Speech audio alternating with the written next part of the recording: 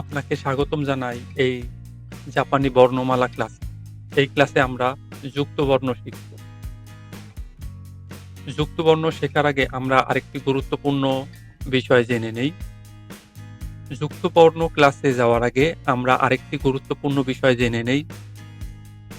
জাপানি বর্ণমালায় আকার, উকার, রসিকার, রসুকার এগুলো ব্যবহার করার প্রয়োজন হয় না। তার কারণ জাপানি প্রত্যেকটি বর্ণই স্বাধীন অর্থ প্রকাশ করে। প্রত্যেকটি বর্ণই স্বাধীন অর্থ প্রকাশ করে। যেমন কা, এই দেখুন কা এর সাথে আকার দেওয়া আছে। আবার কি, কির সাথে কি দেওয়া আছে। এইভাবে প্রত্যেকটি বর্ণ এই যে কু, উকার দেওয়া আছে। কে, কেকার দেওয়া আছে। ও, ওকার দেওয়া আছে। তো এইভাবে প্রত্যেকটি বর্ণ স্বাধীন অর্থ প্রকাশ করে। তাই জাপানি বর্ণমালায় আকার, রসিকারের কোনো ব্যবহার নেই।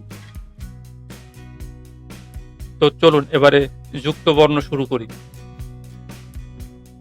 যুক্তবর্ণ একেবারে সহজ। একবার দেখিয়ে দিলে আপনারা বুঝতে পারবেন। ই সিরিজের বর্ণ, এই যে ই সিরিজের বর্ণ, ই সিরিজ বলতে আমরা কি বোঝাচ্ছি? আমরা শিখেছি আ, ই, উ, এ, ও।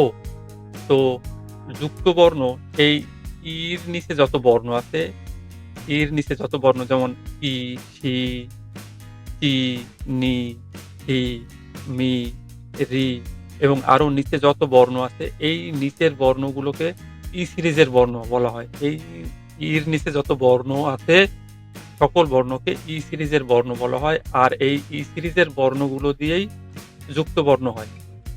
এর বাইরে ই সিরিজের বর্ণের বাইরে কোনো যুক্ত বর্ণ হয় না। আমি আবার বলছি, ই সিরিজের বর্ণের বাইরে কোনো যুক্ত বর্ণ হয় না। এই যতগুলো বর্ণ আছে এইখানে আছে এবং নিচেও আরো কিছু বর্ণ আছে। এইগুলো সব হচ্ছে ই সিরিজের বর্ণ। এখন এগুলো কিভাবে ই সিরিজের বর্ণ হলো? দেখুন, এই প্রত্যেকটি বর্ণ উচ্চারণ করতে গেলে ই অটোমেটিক্যালি চলে আসে। যেমন কি, ইর সাথে দেখুন ই যুক্ত আছে। ই, সি ই, ই ই। তাই এই যতগুলো বর্ণ আছে এগুলো উচ্চারণ, এর নিচেও আরো কিছু বর্ণ আছে। এগুলো উচ্চারণ করতে গেলে অটোমেটিক্যালি ই চলে আসে। তাই এগুলোকে ই সিরিজের বর্ণ বলে। এরকম ১১ টা বর্ণ দিয়ে যুক্ত বর্ণ হয়। তাহলে আমরা বুঝলাম যে ই সিরিজের যত বর্ণ আছে সবগুলো দিয়ে যুক্ত বর্ণ হয়। এখন অনেকে প্রশ্ন করতে পারেন, আমরা কার সাথে কাকে যুক্ত করে যুক্ত বর্ণ পড়ব? তো আমরা আগেই শিখেছি, আমরা আগেই বলেছি যে শুধুমাত্র ই সিরিজের বর্ণগুলো দিয়ে যুক্ত বর্ণ হয়। এছাড়া যুক্ত বর্ণ হয় না। এখন এই ই সিরিজের বর্ণগুলোকে আবার লক্ষ্য করুন, এই ই সিরিজের বর্ণগুলিকে আমরা জাস্ট এই ইয়া, ইউ, ইও এই ৩ টি বর্ণ দিয়ে পড়ব। এই ৩ টি বর্ণ দিয়ে আমরা এই পুরো ১১ টি বর্ণ পড়ব। তাহলেই এইগুলো যুক্ত বর্ণ হবে। যেমন দেখুন, এই ই তার সাথে ইয়া হয়ে গেল ইয়া। এই দেখেন আবার দেখুন, এই ই তার সাথে ইয়া, ইয়া। আবার এই ই তার সাথে ইউ। তাহলে কি হলো দেখুন, এই ই তার সাথে ইউ, ইউ। আবার এই ই তার সাথে ইও, ইও। বুঝতে পারছেন নিশ্চয়ই? একেবারে সহজ না? তো এইভাবেই সবগুলো বর্ণ পড়তে হয়। এইভাবে সবগুলো বর্ণ পড়তে হয়। এই দেখুন বাংলায় দেখুন, এই দেখুন ই, ইয়া, ইয়া। এই যে ইয়া। আবার দেখুন ই, ইউ, ইউ। এই যে ই, ইও, ইও। তো একেবারে সহজ। কয়েকবার দেখলেই আপনারা বুঝতে পারবেন। কি শিখলাম? ইর মতো বর্ণ আরো একটি আছে, এই যে ই, গি, এই যে গি। তাহলে গির সাথে ইয়া। তাহলে কি হয়? গির সাথে ইয়া, গিয়া। গির সাথে ইউ, গিউ। গির সাথে ইও, গিও। এবারে আমরা সি দেখি, সি। সি কিভাবে যুক্ত বর্ণ হয়? সি, এই দেখো সি তার সাথে ইয়া, কি হয়? সা। সি তার সাথে ইউ, সু। আর সি তার সাথে ইও, সো। লক্ষ্য করুন, এই ৩ টি বর্ণ একটু লক্ষ্য করে, এই সা, জা আর চা। একটু ব্যতিক্রম উচ্চারণ। যেরকম কেন ব্যতিক্রম বললাম? দেখুন এখানে ইয়া, ইয়া, তারপরে ইয়া হয়েছে। তো সেই ধারাবাহিকতা এখানে কি হওয়া উচিত ছিল? শি, ইয়া, শিয়া হওয়া উচিত ছিল, কিন্তু না। এই বর্ণ ৩ টি উচ্চারণ একটু ভিন্ন। আমরা মাথায় রাখবো বিষয়টা, যে এখানে হবে সা, সু, সো, জি, ইয়া, যা, জি, ইউ, জু, জি, ইউ, জো।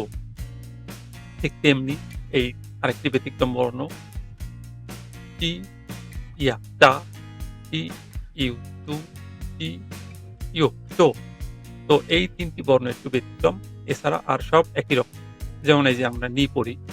এই যে নি, ইয়া, নিয়া, নি, ইউ, নিউ, নি, ইউ, নিও। আবার হি, ইয়া, হিয়া, হি, ইউ, হিউ, হি, ইও, ইও। আবার হি দিয়ে যেহেতু বিও হয়, তাহলে বি, ইয়া, বিয়া, বি, ইউ, বিউ, বি, ইও, পিও। আবার হি দিয়ে যেহেতু পিও হয়, ঠিক তাই উচ্চারণ হবে পি, ইয়া, পিয়া, পি, ইউ, পিউ, পি, ইও, পিও। আর ২ টি বর্ণ আছে। এই দেখুন মি, ইয়া, মিয়া, মি, ইউ, মিউ, মি, ইও, মিও। রি, ইয়া, রিয়া, রি, ইউ, রিউ, রি, ইও, রিও। এটা কিন্তু রি, এটা রি, এটা রি, এটা রি। এই যে আমরা শিখেছি এইভাবে শিখেছি। রি আমরা এইভাবে শিখেছি, এইভাবে শিখেছি। এই জাস্ট একটু ছোট ব্র্যাকেট আর একটু বড় ব্র্যাকেট। আর এটা টাইপ করে লেখা, কম্পিউটার টাইপে এরকম। তো কি দাঁড়ালো? যে এই ১১ টি বর্ণকে এই ৩ টি বর্ণ দিয়ে পড়লেই হয়ে যায় যুক্ত বর্ণ। ১১ টি বর্ণকে ৩ টি বর্ণ দিয়ে পড়তে হয়। তাহলে হয়ে যায় যুক্ত বর্ণ। আশা করি আপনারা বুঝতে পেরেছেন। এর মাধ্যমে আমাদের হিরাগানা বর্ণমালা ক্লাস সম্পূর্ণ শেষ হলো। পরবর্তী ক্লাসে আমরা কাতাকানা শিখব। হিরাগানা হলো জাপানি ভাষার মূল ভিত্তি। হিরাগানা ভালোভাবে শিখতে পারলে কাতাকানা শেখা অনেক সহজ হয়ে যাবে। আপনি নিজেই নিজের শিক্ষক, তাই নিয়মিত প্র্যাকটিস করুন, বারবার লিখুন, উচ্চারণ করুন এবং ভুল করতে ভয় পাবেন না। আপনার লক্ষ্য স্পষ্ট থাকলে প্রতিকূলতা শুধু একটি পরীক্ষা মাত্র। শেখা থামাবেন না, কারণ প্রতিটি ছোট পদক্ষেপই আপনাকে সফলতার আরও কাছে নিয়ে যায়। ধন্যবাদ আমাদের সঙ্গে থাকার জন্য। পরবর্তী ক্লাসে আবার দেখা হবে। জাপানি ভাষা শিখুন, দক্ষতা বাড়ান, স্বপ্নকে বাস্তবে রূপ দিন।あいうえおかけこけこすしすせそとちつて